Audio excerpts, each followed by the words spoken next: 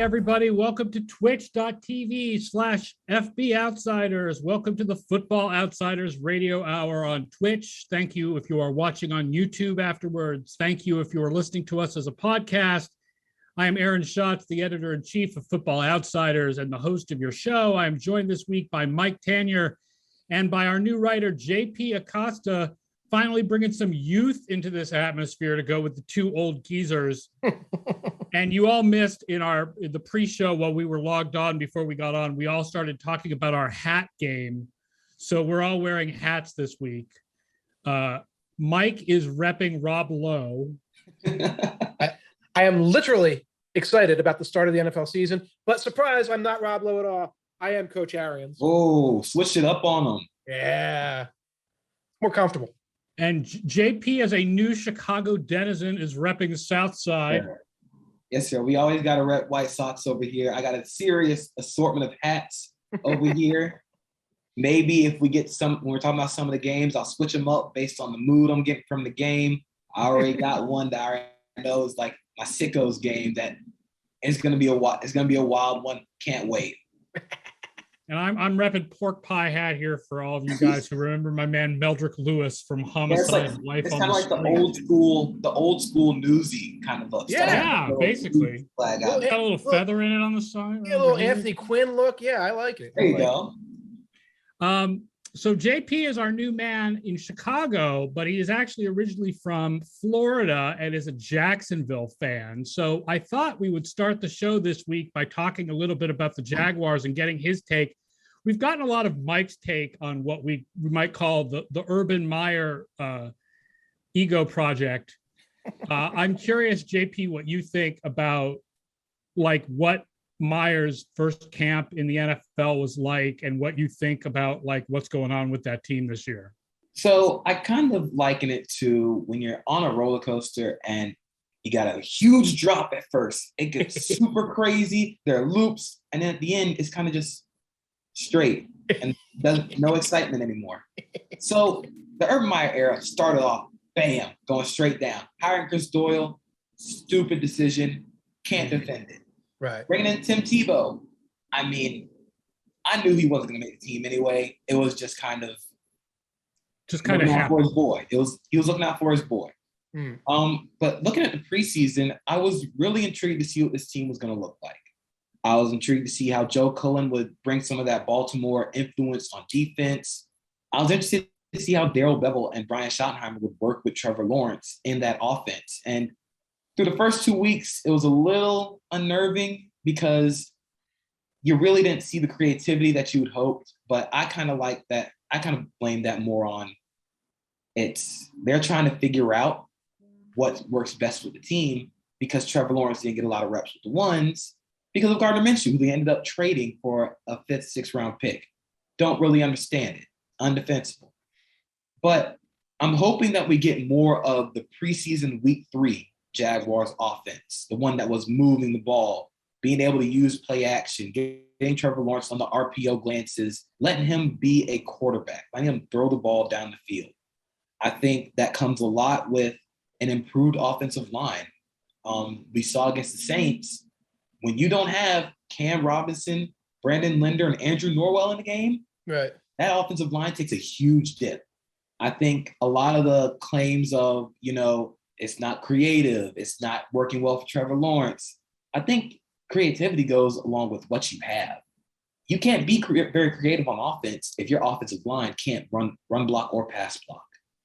So it was one of those things to add to that sort of indefensible roller coaster was, Trevor Lawrence is getting a start, but the starting offensive line is not out there. So we're going to put our number 1 pick out there without the ones around him against the Saints, who are running their ones for a lot more this offseason. So that's another weird decision that adds that sort of doubt.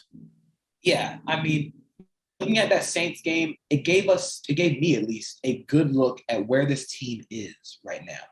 And we know this team isn't ready yet to compete with a team like the Saints. They don't have Drew Brees, but that team is still a really talented group, especially up front on both sides of the ball.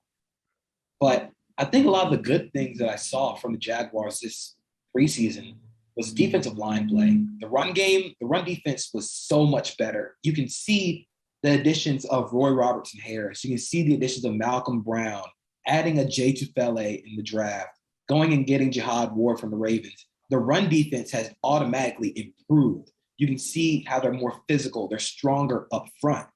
And I think getting Shaquille Griffin from Seattle, it's been kind of up and down with pass defense. I think a lot of that is due to when you're going to blitz and you're going to blitz heavy, a lot of teams are going to throw a quick game. That just means you have to get off the field on third down. If you're going to take those 3-yard slants, those 3-yard outs, you have to be able to get off the field on those 3rd and 6s, those 3rd and 7s. If you can keep teams off the field, that's going to help your blitz packages a lot. They really couldn't get off the field in those first 2 games. But against the Cowboys, it's all started to click. It started to mesh. I think C.J. Henderson played really well, played himself back into a starting corner spot. He might be the most talented corner in this group. I mean, he was 9th overall pick last year. He should be the most talented corner in this group. Yeah, he should be the most talented dude there. When he's on, he makes that defense a whole lot better. But overall, I definitely say it's like one of those roller coaster rides at Disney that kind of, it takes you for a loop a little bit, it gets a little crazy, but at the end, you're kind of just mellowing out, ready to start preseason, ready to start the regular season. I think they ended off on a really high note against Dallas. Well, at least, I mean, stability in the regular season would be, I think, a little bit better than what some people are expecting. I think some people are expecting the craziness to continue. And stability, I think, would go a long way towards helping Lawrence learn the NFL game. Yeah, I think a lot of that's the reason why they didn't really tinker with the offensive line in the offseason, because you don't really want to blow up an offensive line when you're bringing in a new quarterback. Right. That's kind of asking for him to turn into David Carr. I think this offensive line has the potential to just be average. I think they were really good running the ball, especially Andrew Norwell had his best year since 2017. Cam Robinson rebounded really well in the run game. Brandon Linder is a very good center. I just think they have to improve. They have to improve in the pass game. I think Cam Robinson kind of leans a little bit. Juwan Taylor has to step up on the right side of the ball. But being able to protect Trevor Lawrence and give him time, that's going to really unlock the offense. That's why I'm excited to see how they look in week 1 on both sides of the line, so we can kind of get a good gauge of where they're at and where they're going to be in terms of how Urban Meyer is asking the offensive line to play. Is it going to be a lot of downhill running like how Urban Meyer offenses normally are run, the inside zone, the split zones, the quarterback option? I think he said this week, actually, he didn't plan on running Trevor Lawrence a lot. Okay, we'll see. Mm-hmm. But I'm really excited to see how this offensive line plays, especially now that everybody is back in the lineup, everybody is healthy. Because the drop-off from the Jaguars 1s on the line to the Jaguars 2s is fairly steep. Walker Little, I don't think is ready yet. Meyer talks a lot about him having low hands. So when he pass sets at Stanford, he was always the biggest, strongest guy. You can play with low hands because you can just stop people. Against Marcus Davenport, against the Saints preseason game, Marcus Davenport is a big human being. He bull rushed him right into Trevor Lawrence's chest multiple times. So it's just going to take a little bit more seasoning, as well as Ben Barch, the 4th rounder last year, kind of came on late in the draft process. I think it's just going to take a little bit more time for them. But like I was saying, the drop-off between the Jaguars 1s on the offensive line, the 2s, is really steep. They're the key to unlocking this Jaguars offense. By the way, the Jaguars are 3-point favorites because the Texans are the Texans. Now, road favorites. Now, I'm gonna put you guys on the spot. Last 3 years, 2018, 2019, 2020, how many times were the Jacksonville Jaguars road favorites in the last 3 years? Put your guesses. Oh, boy. 2018, 2019, 2020. I'm going to say like 4. They had to be road favorites in like 4 games. Okay. You got a guess, Aaron? I said 2. 2? JP is right. Exactly. 4 times since 2018 were they road favorites. They are 2-2 as road favorites. I did not go look up the games, but you remember 2018, they were coming off of a good season in 2017. Yep. So right, it was like, I would have guessed a little higher. Like, oh, they must have been early in the season, they would have been road favorites. Yeah. Yep. Right. So that's how rare this is. It's kind of like a once a year thing that's happening. It's happening this week against the Texans. Yeah, this Texans game is just, I got a weird feeling from it. There's a lot of like the Texans saying their right tackle isn't going to play because of COVID-19. Their kicker's not going to play. Tyrod Taylor's going to start. This is just a lot of stuff happening in the Jaguars' favor. And I am very cautious about it. This does not feel right. This doesn't feel like a Jaguars opening game. Yeah, I like this one because the official FO pick is no pick. Our projected line came out as Jacksonville by 3, which is the actual line. Right. And it's kind of like, what's wrong with you? Why are you playing this? You mentioned Tyrod. I was looking up some of the props. The over-under for Tyrod's passing touchdowns is 0.5. So it's either no touchdowns or touchdowns, passing touchdowns. And you can get the under, so plus 200. So if you are a Tyrod doubter, and I'm sure there are a lot of Tyrod doubters out there, you can go 0 passing touchdowns at plus 200 as a prop bet. Yeah. I actually picked this one for the ESPN Best Bets column this week. I picked Trevor Lawrence's over on 1.5 passing touchdowns. Yeah, I would smash the over on that one. Because with Houston's secondary having so many questions, I think the idea that Lawrence can start his career with 2 passing touchdowns, he's got good receivers. That's the other thing about the Jaguars is he's got no tight end. And that worries me a little bit because they always talk about the rookie's best friend is the tight end. Right. Yep. And their number 1 tight end is a blocker, which is Manhurts. But, Marvin Jones, Chalk, and Shenault, that's a pretty good trio. Yeah, I think not having DJ Chark in preseason, it kind of showed how important he is. I mean, he is their vertical field stretcher. Right. And he's probably their best receiver. So getting him back, you'll be able to stretch the field like Trevor Lawrence did at Clemson. Throwing it to jump ball guys like he had with Justin Ross and T. Higgins. You got that in Marvin Jones and DJ Chark. I think Laviska Shenault might end up leading this team in overall yards from scrimmage as a skill player. Are they going to run him some? Are they going to do the weapon, the Percy Harvin thing with him?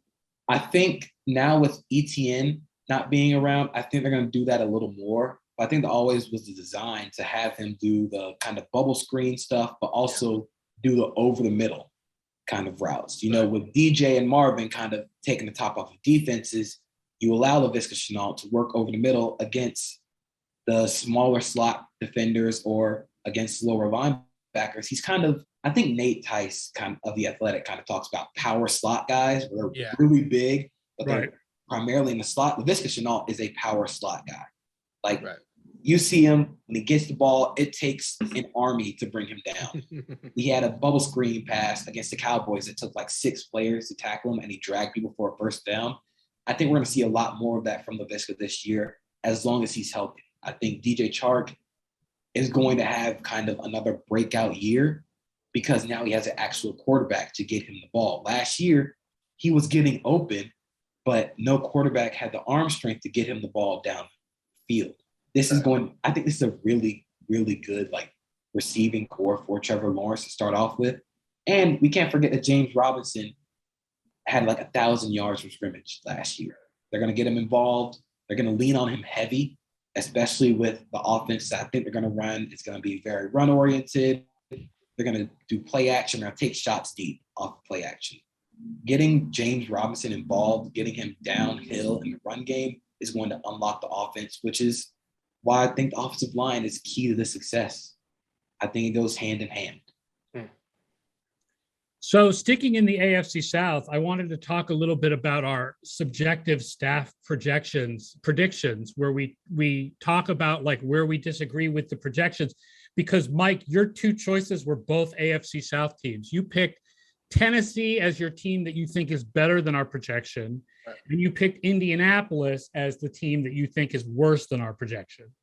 Well, our projections, when you put out the more updated projections, the Colts dropped. Yeah, the Colts did drop a little bit, but they're both they're basically arm in arm for the right below 8.5 as average teams that are going to compete for the division title. So the Colts drop, but they still, I think, are higher than you would put them. Yeah, I sense the impending collapse of the Indianapolis Colts as they look more and more like the recent Eagles teams, both with the guy at quarterback who's like really been showing his true colors over the last few weeks, I think, and with just some of the other injuries they've been having there. So I had a hard time like finding the optimism for this team. You know, T.Y. Hilton is hurt. You know, there's injuries along the offensive line. We're talking about Eric Fisher coming back. Like this is going to solve everything. I don't know how that's going to necessarily solve everything. So you have that, and you have this Titans team, and I get it with the Titans. They're kind of like built for wild card. You know, I can see the strengths, I can see the weaknesses there, but you know, it's still a strong up and down roster. I think they've improved their pass rush overall this year, and you know, I like some of the guys that they brought in. Obviously, I like Julio Jones, and I look at that division like the Titans should just walk through that division. That's what it looks like to me. And that there's like three little sisters of the poor in the division. And I think that our system keeps saying, or was saying, although it's a little bit less sanguine than it was, no, the Colts have this, that, and the other thing. You know, the infrastructure of the Colts. They have defense, they have offensive line. Right. Now they have less offensive line. They have less receivers because Hilton is injured. And, Right. I mean, you've got defense, which is great, but you got some defensive guys like Xavier Rhodes who played well last year, first good year out of 3 in a while. And we were all looking at that Carson Wentz. Oh, he bounces back towards below average or whatever. Not sure that's going to happen. I'm not sure it's going to happen. I'm not sure if we're not going to see another 6 or 7 games of Carson and then a bunch of games of the other guys and a lot of the dramas that we've been seeing the last 6 weeks. CO the Legend asks, did Wentz bring the injury bug with him to Indy? Is that why the Eagles had a healthier preseason and training camp? I think that they had to make a deal with some higher power to get Carson Wentz. They had to sacrifice somebody's foot. Nick Foles. It had to be Quentin Nelson. They had the same injury. That's kind of weird. I think the higher powers that be kind of struck down the Indianapolis Colts before the season started. It is weird that he sort of brings all like as veteran offensive line injuries too.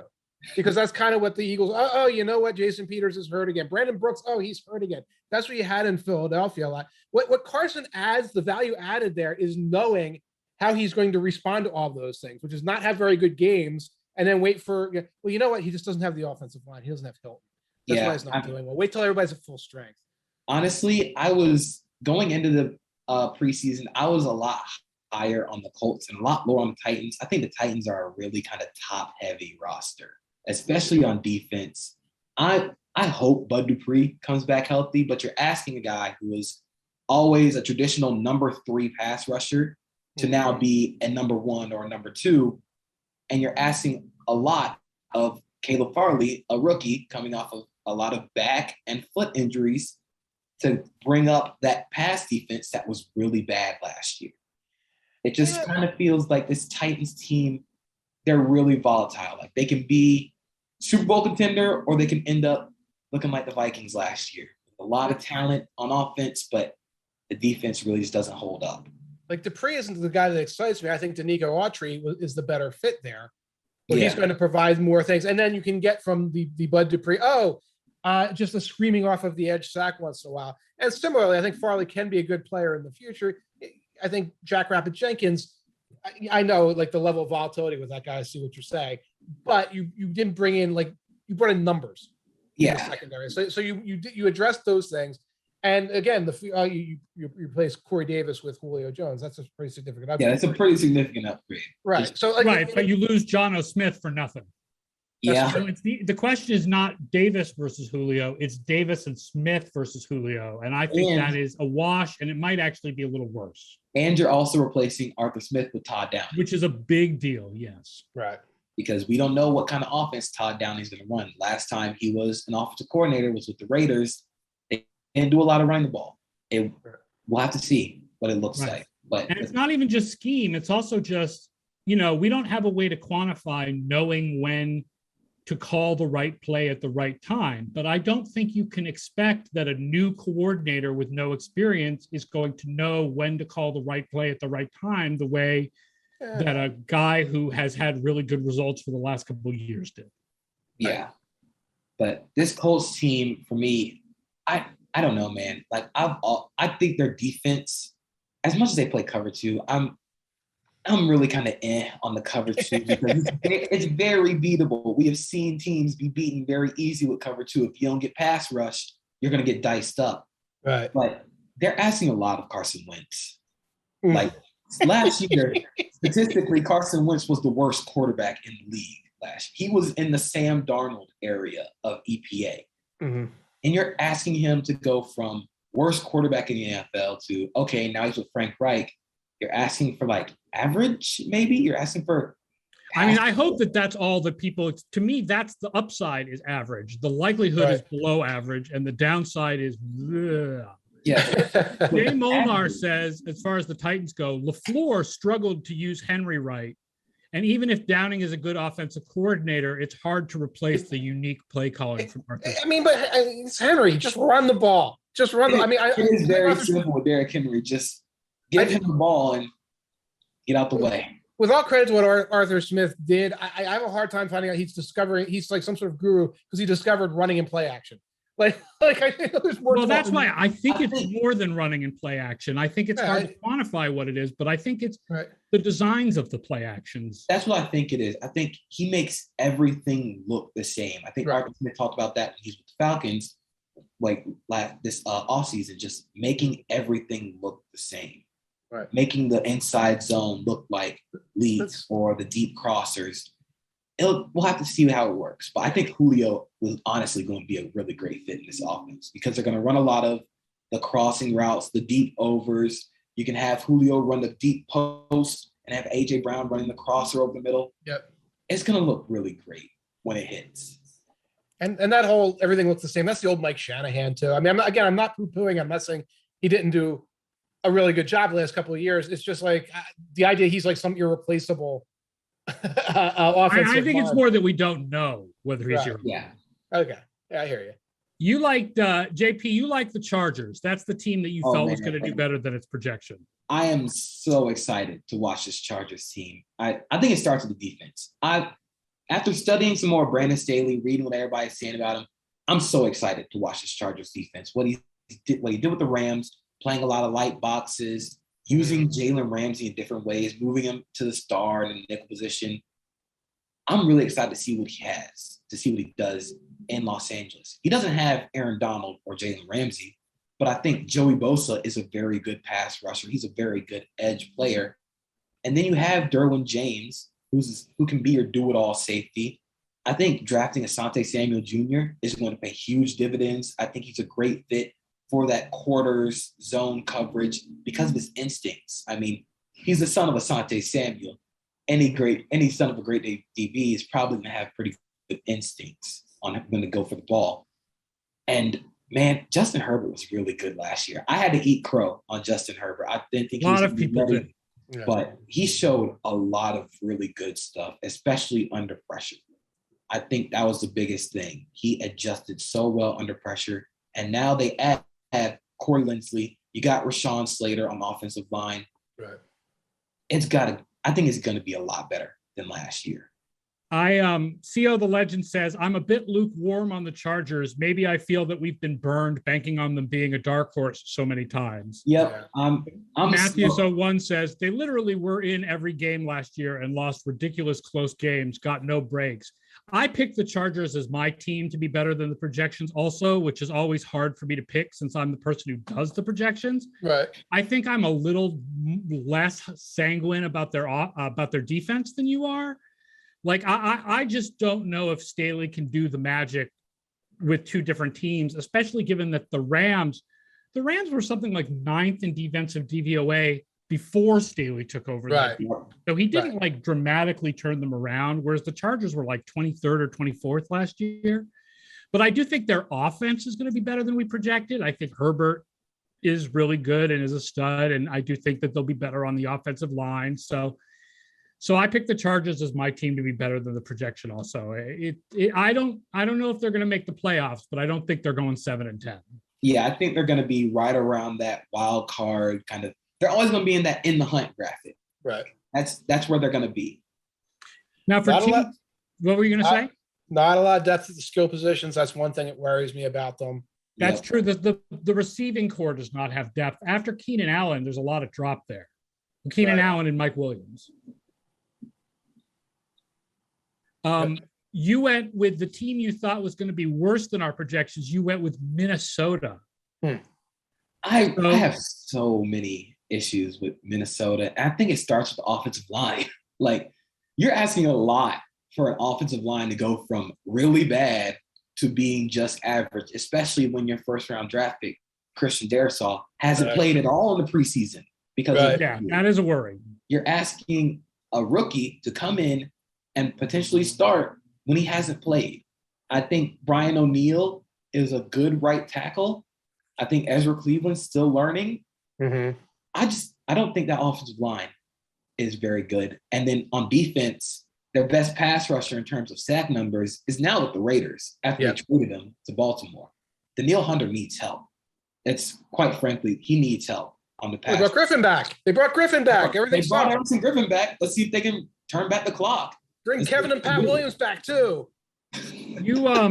I will say we talk about the Chargers having no receiving depth. The Vikings really have no receiving depth. If Thielen or Jefferson gets hurt and they're depending on Emir Smith-Marset or Dede Westbrook. Trust me, I've been burned by Dede Westbrook before.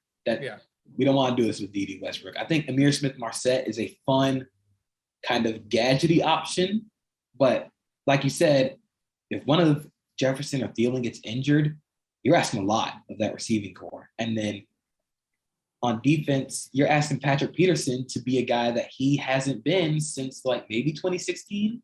Mm-hmm. You're asking him to turn back the clock. I think he's been better more since then, but last year or two, he hasn't been the guy he used to be. It's just asking a lot of this Minnesota team in the other positions. You've got a gadgety guy at your third wide receiver. There's no gadgets in that offense because there's no role for the third wide receiver in that offense. And you don't have a tight end. You had to go grab the Jets tight end at the last second because you had right. You're a two tight end offense. You're a two tight end offense that lost both of your tight ends from last year. Right. Yeah. I had to grab a guy at the end during the waiver wire pretty much and put him in the starting lineup. Jay Molnar says, interesting, switch to Lombardi did pretty awful with Stafford and the Lions. I believe this is going back to talking about the Chargers. People are putting the cart before the horse, thinking that they're going to just become Saints West. I don't know. Do you have an opinion on Joe Lombardi as the offensive coordinator of the Chargers? See, I don't think they're going to be Saints West immediately because I don't think everybody's Drew Brees. I don't think everybody's going to be. Well, Herbert's I guess Brees got it deep when he was in his prime, but Herbert's a little bit of a different quarterback than Brees. Yeah, they're completely different quarterbacks. I think Drew Brees won a lot mentally. Right. That in places where Herbert can just win with his legs and being a better athlete. So I don't think it's going to be the exact same offense as the Saints have run, but I do think you'll see shades of it. It'll kind of be, it'll be like Coke and like Pepsi, where like, you know what Coca-Cola tastes like. Pepsi isn't Coke, but it's not the shades of it. It's similar a little bit. Well, Pepsi is sweeter, so people like it more at first, but as time goes on, it doesn't prove to be as good as Coke. See, that's the thing about it. You'll see the sweet bombs to Mike Williams. You'll see it to Keenan Allen. But down-to-down consistency, of course, not everybody's going to be Drew Brees and the Saints. The Texans will be Seltzer. There you go. The Texans are dishwater, I hate to tell you. The Lions are seltzer. The Lions are seltzer, yes. Actually, you know what? The Lions, I think it's got to be a little something stronger for the Lions. Dan Campbell does not drink seltzer. It's like a hard. Oh, he don't drink hard seltzer either. No. There's no way Dan Campbell drinks that. It's like I think the Lions are like 5 Hour Energy, like bourbon out of a shoe or something. Yeah.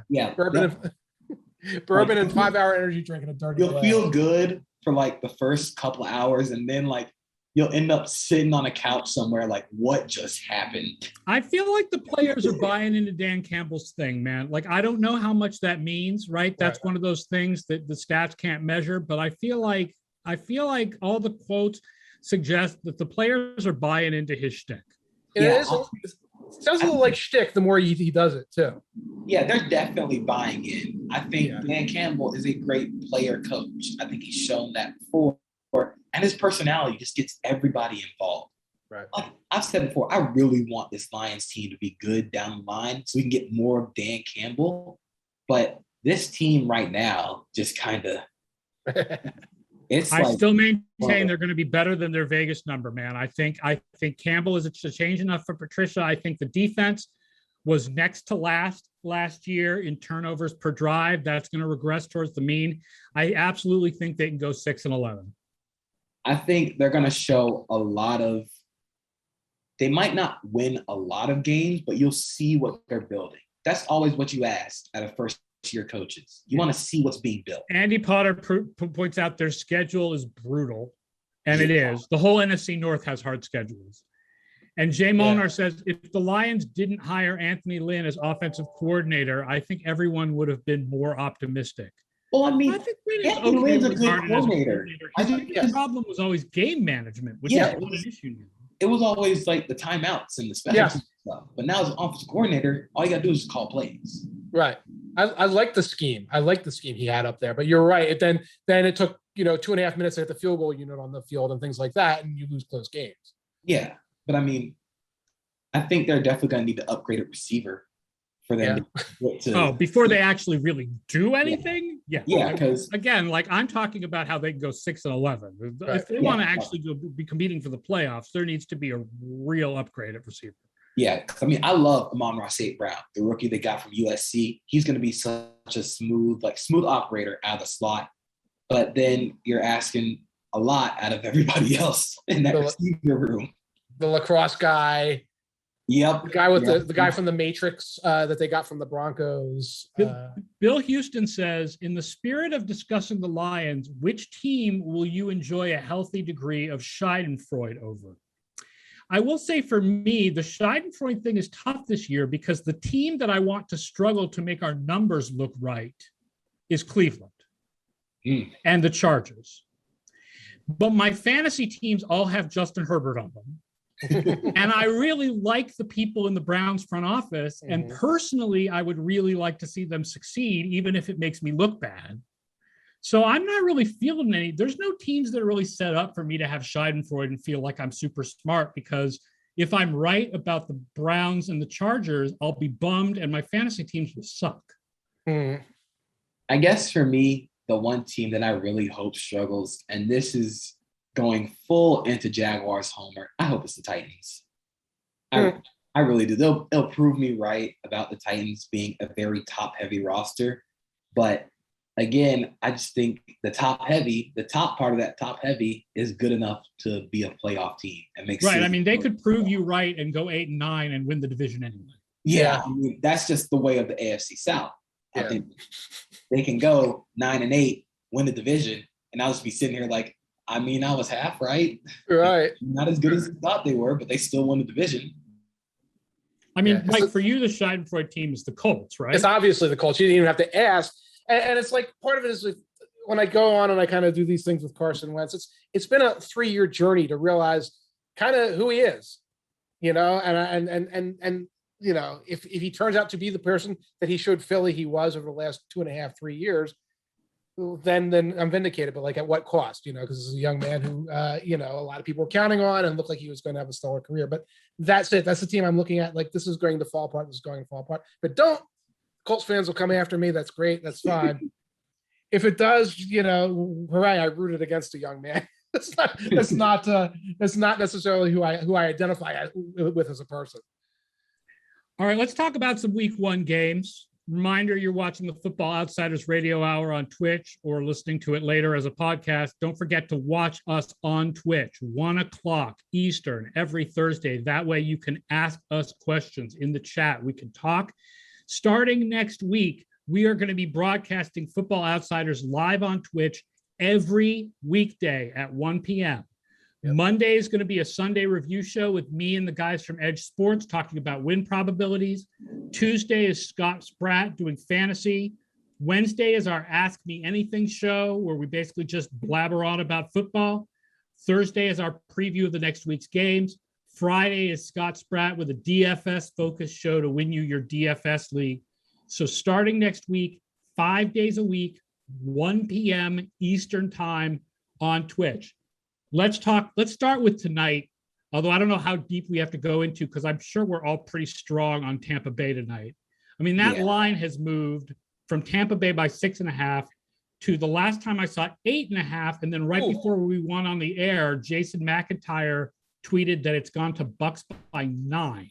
But here's the thing I looked at, which is since they started doing the opening night games where the Super Bowl champion hosts on opening night, the Super Bowl champion is 9-3-3 against the spread in those games. Wow. Man. Wow. 9 is rich. 9 is really rich against a very good opponent. I'm on record. I took the Cowboys plus 2.5 in the first quarter. Yeah. In the first quarter. I love first quarter, first half plays. You're going to hear this all the time, JP, on the night games. So that if I win or lose, if I just get in a bad mood, I could just go to sleep. Catch the rest in the morning on tape. But 9 is right up at the limit of, I think, even what our tools would say is a good play. Is that right?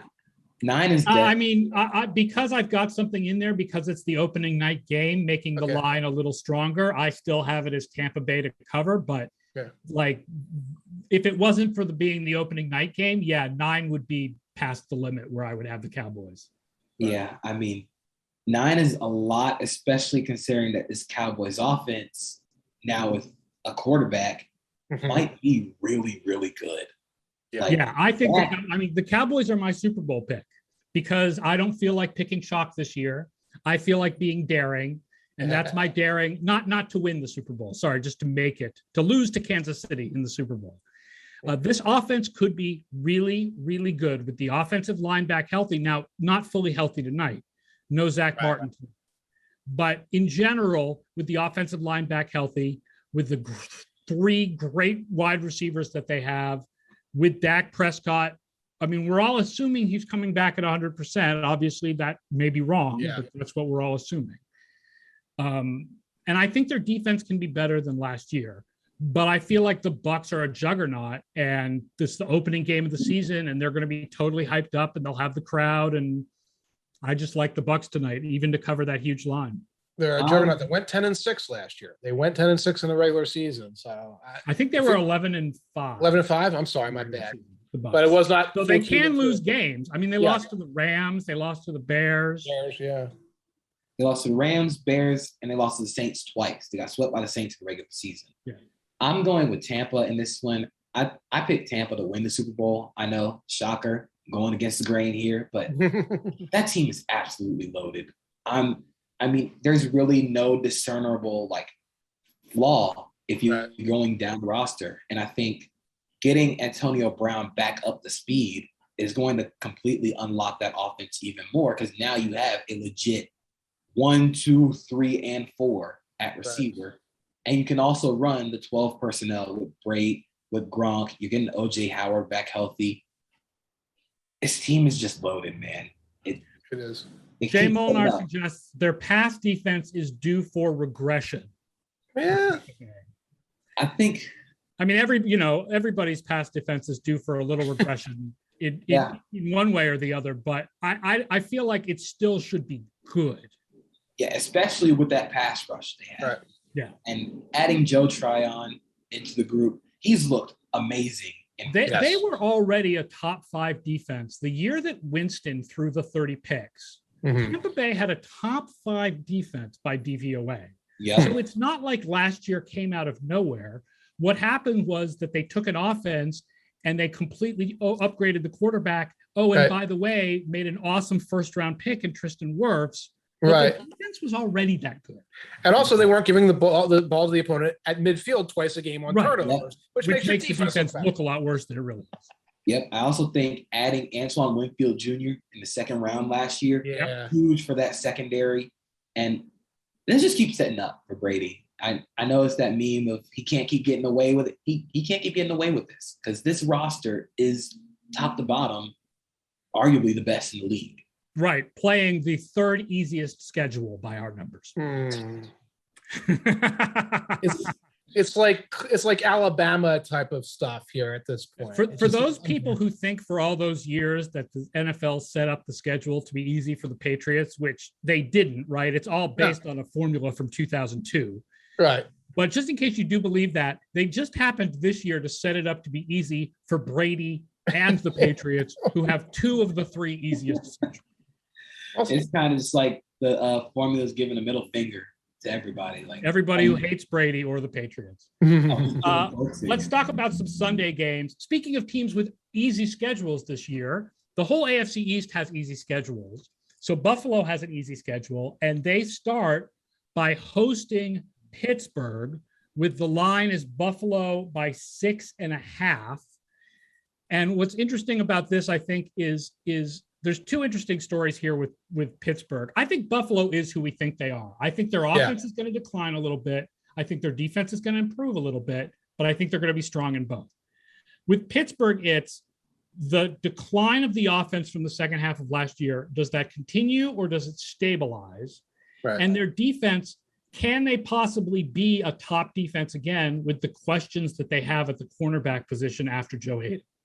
Yeah, I'm really not sold on this Pittsburgh offense. I know they brought in Matt Canada to kind of bring in some more kind of motion and get kind of fun with the offense, but there really isn't a spot outside of running back where they really improved that offense. I mean, along the offensive line, you lost Villanueva, you lost Pouncey to retirement, and that offensive line was already bad for and the Castro, cutting the Castro. Yeah. Yep, the Castro's gone. You're adding Kendrick Green, a rookie. I think Kevin Dotson will be fine, but it's really, you're asking a lot for that offensive line, especially last year when I think James Conner had like 2.3 yards before contact.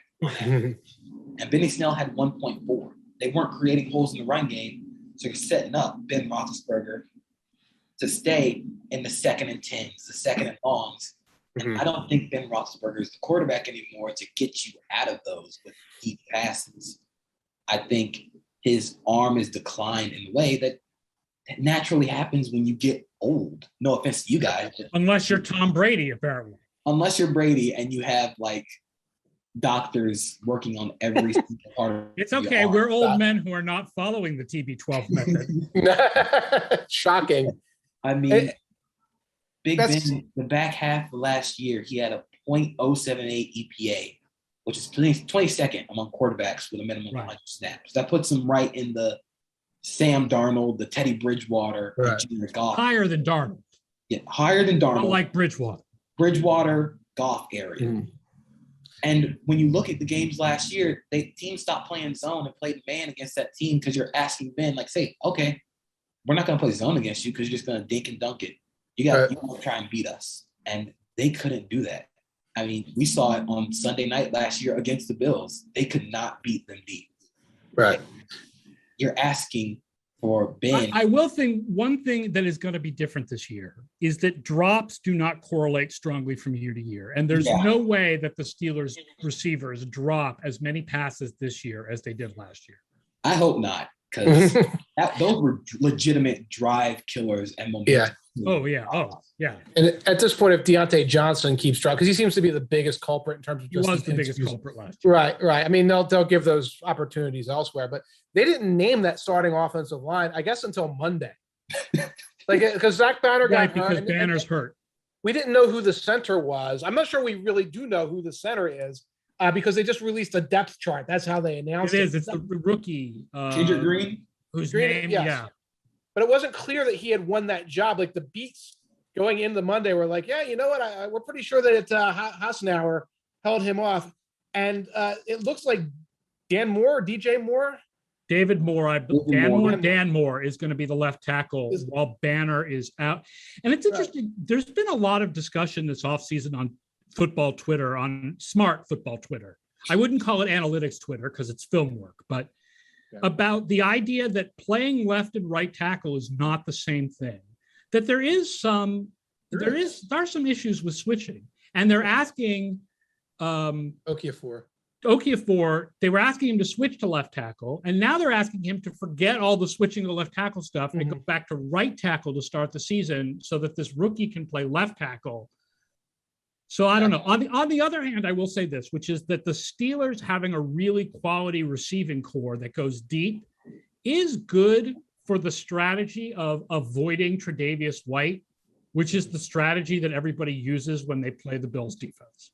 Yeah, just throw away from White. That's really been the Bills' biggest problem on defense outside of generating pass rush. I think they addressed generating pass rush this offseason. Yeah. They got Epineza improved so much in the offseason. Now they had an actual offseason to get in with the Bills. Greg Rousseau in the preseason showed a lot more than he did at Miami. I didn't think he was ready coming out, but he's ready. And the Bills' pressure was better than their sack rate looked. They were 14th in pressure rate on defense last year. So they were not a bad pass pressure. They were an average pass pressure. And yeah, they did obviously work a lot because, I mean, if your main thing is going to be going up against Patrick Mahomes, you have to work on your pass pressure. Yeah, I guess with the Bills offense, my biggest question is last year sustainable? I don't know because going from super inaccurate to super accurate in 1 year is really, really unlikely. Josh Allen last year was 1 of 1 of doing that.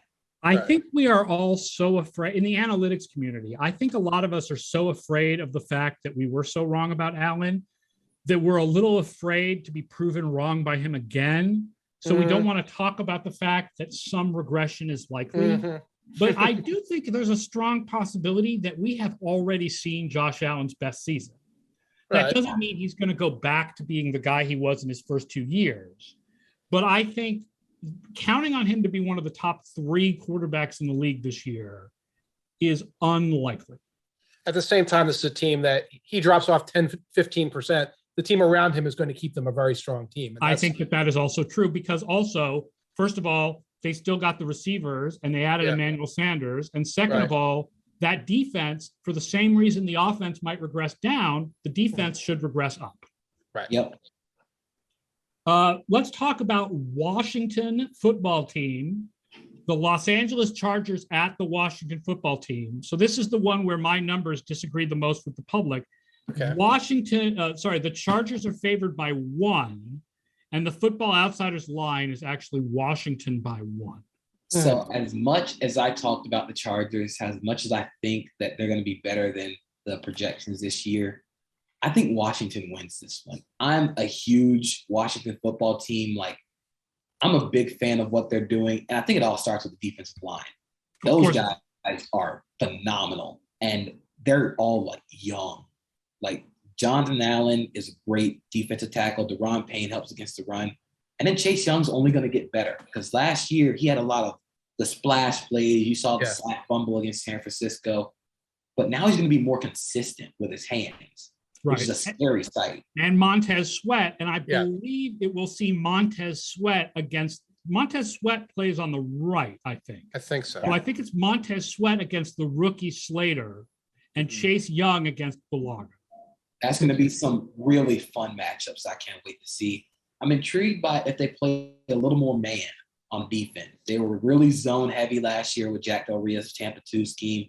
Getting William Jackson, adding Benjamin St. Juste in the draft, that allows them to play more man. William Jackson is better in man coverage. But now you have Bobby McCain, who they got in free agency. You can add Landon Collins. You can play so many more versatile DBs on the back end. And then you go and add Jamin Davis, who I said when they drafted him, he is a Ron Rivera linebacker. That's exactly who Ron Rivera wants at linebacker. Rangy, tough, instinctual linebacker. He's going to fit right in that defense. I'm not sure if Ryan Fitzpatrick I'm not saying Ryan Fitzpatrick is the future for Washington, but I think he's going to do a lot better with that offense. They were so bad on offense last year. I don't think people might realize just how 32nd in the league they were. Like, they weren't just 32nd in the league. They were really 32nd. With a bullet. By the way, Curtis Samuel did not practice today. He has not practiced 2 straight days. He was trending towards playing in week 1. Got on the field, did the sort of the Josh Docton Memorial Washington receiver we're counting on get hurt thing. Oh boy! So that's my question there. How's Washington score points? I know they can stop points, but how do we stop this from being a 13-10 kicker fest. There's no really strong number one corner for the Chargers, but especially if Samuel is out, playing the Staley style of defense, they should be able to have McLaurin fairly well covered. Kind of negate McLaurin, but they're going to find ways to get him open. I think Ryan Fitzpatrick is very much the YOLO, let's throw it deep kind of guy, which is absolutely hilarious considering that Ryan Fitzpatrick doesn't look like that guy who would throw it deep. Oh, he's that guy.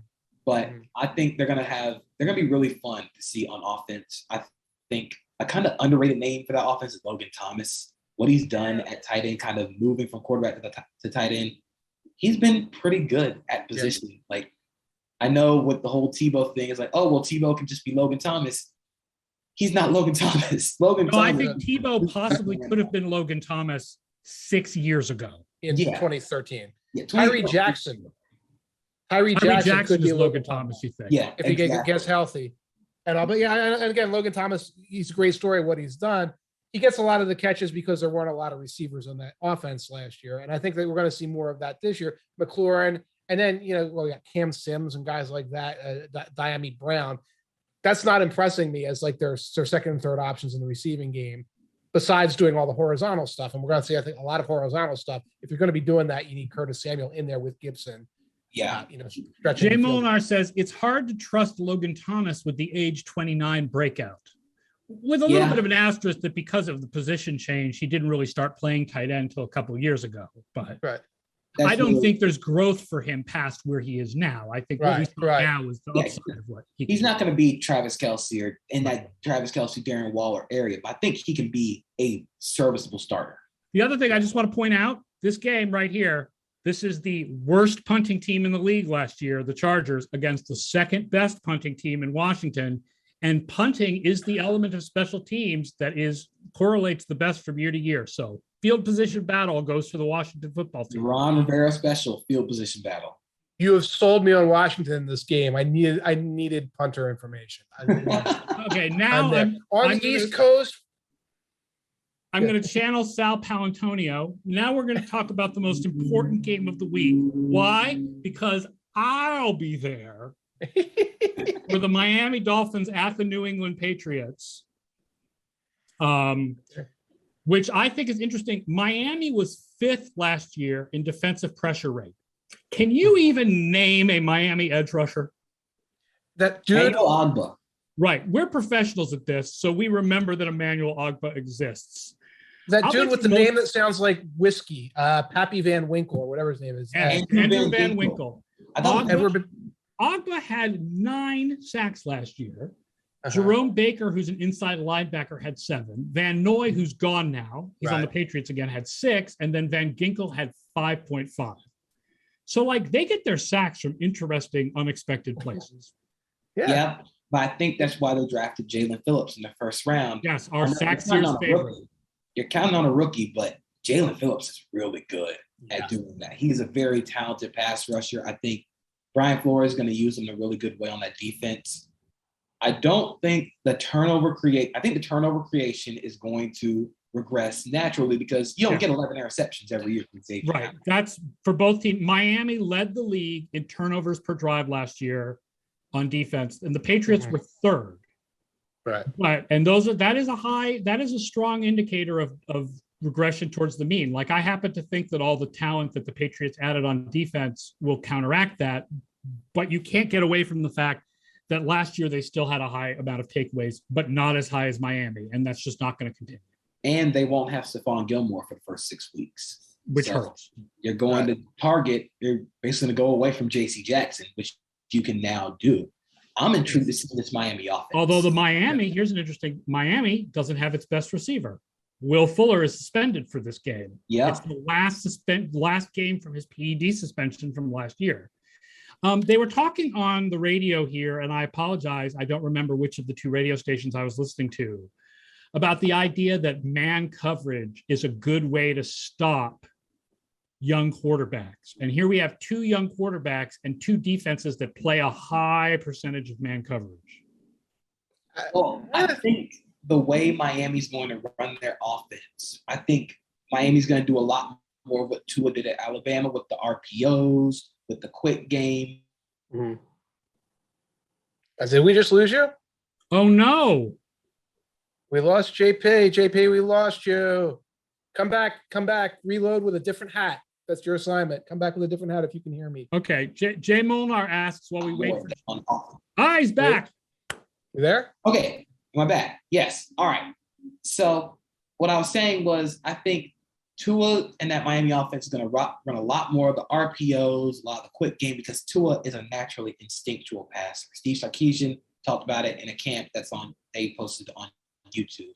He's very good at finding the gaps. So if you want to play a lot of man, you're going to run a lot of the RPO quick game. You got to have separators. Mm-hmm. You go and get Jalen Waddle, who is probably faster than like 98% of the league. You go and get him. Mm-hmm. I think getting a healthy Albert Wilson back will help. Yeah. To keep Grant's fast, he's fast. Excuse me. Gesicki at tight end. Yep, Gesicki is really good at tight end. Right. It's just going to be interesting to see how they do with that offensive line, because they're going to be without Austin Jackson, who's out with COVID. Damn. And even with Austin Jackson, he didn't really look that great, especially this preseason last year. So now you're thinking about moving Liam Eichenberg from right to left, doing a lot of reshuffling, which is not good going against a New England defense that gets almost everybody back from COVID opt-outs, including Dante Hightower. Well, that's the main. It's not the COVID opt-outs as much as it is the free. It's the Hightower and then the free agency. Because Bill Houston asks if we buy that the free agents shopping spree that the Patriots went on are substantial upgrades. And I mean, first of all, our research shows in the projection system that net value on defense, adding players matters. And I do think there are Matt Judon is a substantial upgrade on defense. So is Devon Godchaux. I don't think Mills helps make up for the fact that Chung retired. Yeah. As does Kyle Duggar having another year of experience. Getting Van Noy back is a nice plus, although with Uche playing so well, I don't think there's room for Van Noy in the starting lineup. It's Judon, man. Judon is a player. Yeah, and I think Judon and Hightower are just big improvements. With Judon and Hightower, I think Josh Uche is going to break out this year. We're going to see a definitely better Josh Uche this year. Now I feel Patriots in this one, and Mike, it's the line is Patriots by 3. And Mike, you feel the opposite. I'm going Dolphins. I'm going with Lieutenant Commander Tua Tagovailoa because he is not a captain. Because some of the things JP talked about there, I do like the weapons. Even if you're losing Fuller for a while, you've got Parker, you've got guys like that. Not as worried along the offensive line. And again, we didn't mention the rookie quarterback starting because we're all like, oh, Mac Jones, he has a Bill Belichick seal of approval, so everything's just hunky dory. And I don't know who this guy is going up against a really good secondary, going up against a team that was going to blitz from a lot of angles. It's like we're worried about Tua, but we're not worried about Mac Jones. I think I'm worried about Mac Jones. Yeah, I think I'm going to go Miami in this one. I think they're going to test Mac Jones' ability to create under pressure. They're going to test his ability to extend plays with his feet. I think last year Miami ran like the top 3 most snaps in cover 0, ran the most snaps in cover 1. They're going to test him and his ability to process. They're going to run a lot of that 5-0 stuff that Belichick ran in New England, that Flores brought to Miami. And I think this is kind of I'm not saying it's like a perfect storm for Miami with bringing in a rookie quarterback against that defense, but it's about as optimal as you can get. 2 more games I want to hit quickly. First of all, unfortunately, I won't be able to watch this because it's the same time as the Patriots and the Dolphins, but Cleveland at Kansas City. A lot of people are paying attention to this game because so many people are picking Cleveland to be so good this year. And because Kansas City is, of course, Kansas City. I will point out Cleveland, real problems against Kansas City is they were 30th in the league against other receivers last year and 19th against slot receivers. But they paid a lot of attention to that in the offseason with Troy Hill and John Johnson. And I think Denzel Ward is really underrated as the number 1 cornerback there. And then the other, I think, advantage for Cleveland on the other side of the ball, Chubb and Hunt against a weak Kansas City run defense that also was 31st in the league in DVOA against running backs as receivers last year, which is good, speaks well for Hunt. Yeah, I mean, Kansas City's defense is definitely the biggest question mark going into this season. That especially that second level with Sorensen, Willie Gay, Nick Bolton, who's a rookie. Yeah. You're asking them to go up against a Cleveland team that's the best in the league, at one of the best in the league at running the football and basing play action off of that. Very strong running back, very strong offensive line. Yep. Right. But I'm really intrigued to see this Kansas City offensive line. Bringing in Orlando Brown, bringing in Joe Thuney. You're starting 2 rookies with Creed Humphrey and Trey Smith, but those 2 rookies have to be really good. Essentially 3 rookies because Lucas Niang is opted out of his rookie year last year. Yep. So I think they're going to run a lot more gap and power schemes with their run game because last year their run game got kind of predictable. If they weren't running split zone, they weren't running the ball at all. So now you can run the power, the counters, the stuff with Orlando Brown pulling, with Joe Thuney moving people, and then you can base your passes off of that. Again, it's really doesn't matter because you have Patrick Mahomes. You got Mahomes, you got Tyreek Hill, you got Travis Kelce. What else do you really need? Bill Houston says, Kansas City will have a better defense than people think. Spags is finally getting his players. Very underrated defensive tackle rotation. Watch out for Turk Wharton as a pass rusher. Yeah, he was really good last year, his rookie year, Wharton. Yeah, I think they're really going to – when moving Chris Jones out to D-end on pass rush packages, it really has me intrigued on where they go on, like, passing. Right. And I like Jaron Reed, too. Yep, Jaron Reed from Seattle. I'm really intrigued to see what they do, but I have legitimate questions at that second level. Like, I know the whole thing is, like, not paying linebackers, but they are very important, especially now with the I think it's a very analytic point of view that the Chiefs have taken. They really do feel like the off-ball linebackers are the least important part of the defense. And they feel like it's okay that you can run on them because if you run on them, at least you're not passing on them. But that's how the gap is. You're putting your linebackers in a blender when you're going to pass the ball. Because Nick Bolton, as much as I love Nick Bolton going forward, I don't want Nick Bolton going backwards in pass coverage. Willie Gay wasn't very good in pass coverage last year. Daniel Sorensen, who's kind of their safety linebacker hybrid. Right. I mean, I don't think he's that great in pass coverage either. So I think Spags does a great job, though, of putting his players in the best position to succeed. Like what he does with Tyrann Mathieu, just using them as kind of the lurker area in cover 2 where he's just playing in the middle. Just letting him go be a football player. Tyrann Mathieu's instincts are phenomenal.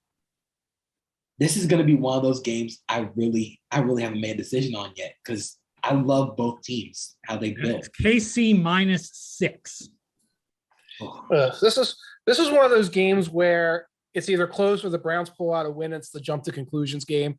Oh my God, this would be such a jump to conclusions. The Browns have they changed the way football is, whatever. And then you could go 8 or 10 weeks later and the Chiefs are back at 8-2 and the Browns are at 7-3. Like, oh, it's just one of those things that happen because it is such an interesting matchup game because of the fact that the Browns are kind of built like Chiefs beaters to a degree in that, we're going to put so much stress on your running game and we can gouge you in so many ways with our running game that we can both slow the game down and score up to you. So, I mean, I don't know at 6 points if I can happily just skip this one because I don't have to make a pick. But that's on the because I could definitely see a Chiefs winning by 3 at the end with a field goal, winning by 4 at the with a last late touchdown because of the way the matchup is set up. Yeah, I definitely lean more Chiefs because I think at the end of the game, I think having Patrick Mahomes means a lot against having Baker Mayfield. So I'm going to lean on that Mahomes kind of magic and a Chiefs. It'll be a close game, though. Sorry to interrupt. What's Honey Badger's status right now with COVID? Let's see. Is he out for COVID? I see him currently on the COVID list. I'm ladies and gentlemen, I'm sorry for spacing on this, and we probably all did, but still on the reserve list, says Bill Houston. Yes, status is a huge factor. His status is up in the air, so don't put a dime on this. Don't put a dime on this game until you know more on that. That's what I'll tell you, folks. Exactly.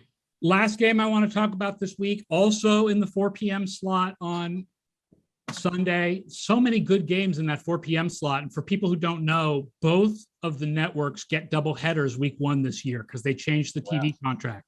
So there'll actually be 2 games on at 1 and 2 games on at 4. Green Bay by 4 versus New Orleans in beautiful downtown Jacksonville, not in New Orleans. Yeah, this is going to be an interesting game because it's essentially a neutral site game. It takes away any home field. This Saints offense is going to look very different with Jameis Winston instead of Drew Brees. You're not going to have the quick game, the kind of timing routes. No, I think we're going back to the days of Robert Meacham and Devery Henderson. Yep. They're going to air it out and play action because I think Jameis Winston, as much as he creates the boneheaded turnover, I think he can serve as a very good, not very good, but an average quarterback throwing the ball down the field. Just to point out, the 30 interceptions that Winston had, he's never had another season over 20. Yep. It was a total outlier. Over 20. I mean, he still had like a high interception rate. Right, but his DVOA has always been slightly above average, except for the year with the 30 picks.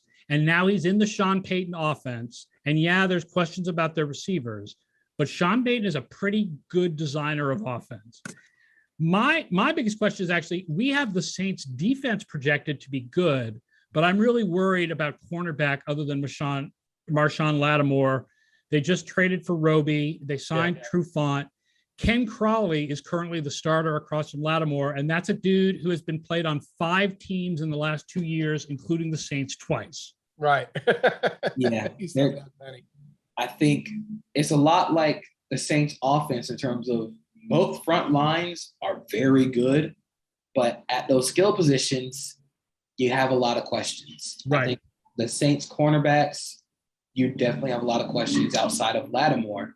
Teams can just go like, it's like the Tre'Davious White thing we talked about earlier, just throw away from Lattimore. Yeah. I think playing a lot of 2-man like they did last year is going to open up to a lot of mistakes in man coverage if you don't have those guys. The Saints were the number 1 team in terms of how often they played man coverage last year. But Rodgers last year, at least, was way better against man coverage than he was against zone coverage.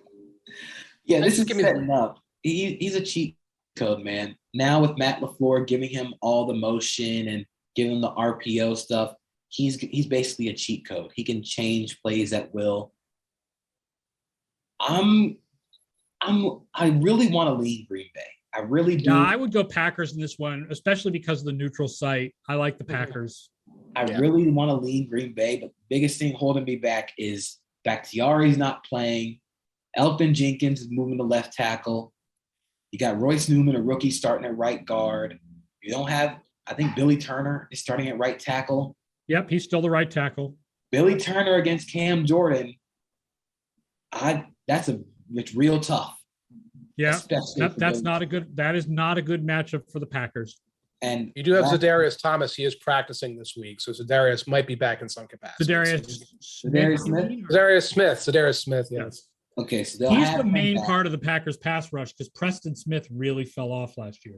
Yeah. Well, I think a lot of what they did with Preston Smith was they'd have Preston Smith dropping the coverage. And so, the Packers were only 24th in defensive pressure rate last year, so they need to get Zadarius some help. Yeah, Preston Smith in coverage against Tyreek Hill level guys. Yeah, what are we doing here? Let's Mike Pettin was petting. Yeah, that was classic Pettin. But having Joe Barry come over from the Rams, it's a part of that Brandon Staleying of the NFL defense right now. It'll be interesting to see what he does with a pass rush unit that if you stop dropping Preston Smith, you have 3 guys in the Smith brothers and Kenny Clark who can get pass rush. So that'll improve. I think I'm going to go Packers, but I'm really going to have my eye on the Billy Turner, Cam Jordan matchup because what we've seen is if you get pressure, like the Bucs got pressure on Aaron Rodgers, they're going to slip up. It won't be a massive drop-off, but he'll make a mistake. It doesn't matter if you like Billy Turner or I like Billy Turner. Aaron Rodgers loves Billy Turner. There you go. That's the only thing that matters. He's part of the inner circle. So All right. That does it for today's show, Football Outsiders Radio Hour. I want to thank Mike, Tanier, JP Acosta for doing his first appearance, bringing us some youth. Yeah. Thank you all for watching the show, chatting on Twitch. Thank you for listening to the show after the fact. Again, starting next week, we are on 5 days a week at twitch.tv/FB Outsiders. Monday, Wednesday, and Thursday hosted by me. Tuesday and Friday, fantasy focused, hosted by Scott Spratt. So we will see you on Monday at 1 p.m. for our big weekend review show. Thank you for watching the Football Outsiders Radio Hour. Everybody enjoy the first week of the season. Let's play some real, actual football that means something.